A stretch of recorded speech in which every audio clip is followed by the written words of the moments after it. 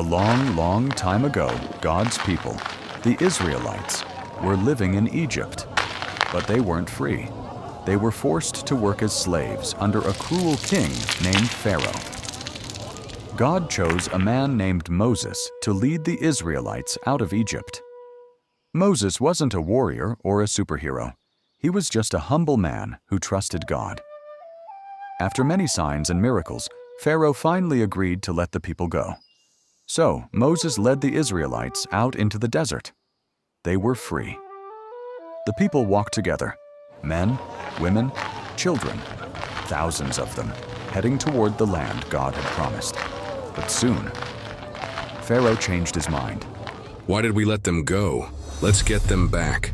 Pharaoh gathered his army, horses, chariots, soldiers, and chased after the Israelites.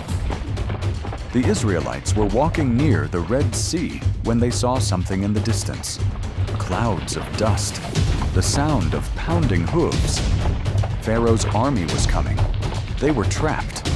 The Red Sea was in front of them, and the army was behind them. There was nowhere to run. The people panicked. Moses, why did you bring us out here? We're trapped. Do something. But Moses stood strong. He looked at the people and said, "Don't be afraid. Stand still and watch what God will do." Then God told Moses, "Lift your staff over the sea." Moses obeyed. He raised his staff, and something amazing happened. A powerful wind blew.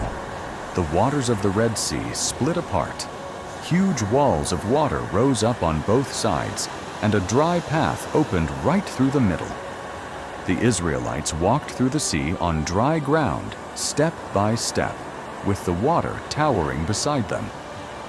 Pharaoh's army tried to follow, but just as the last Israelite stepped out of the sea, God told Moses to stretch out his hand again. The waters came rushing back down, covering Pharaoh's chariots and soldiers. Not one of them made it through. The Israelites were safe. They stood on the shore, amazed and thankful. They had seen with their own eyes how God made a way when there was no way. They sang songs of praise and celebrated God's power and love.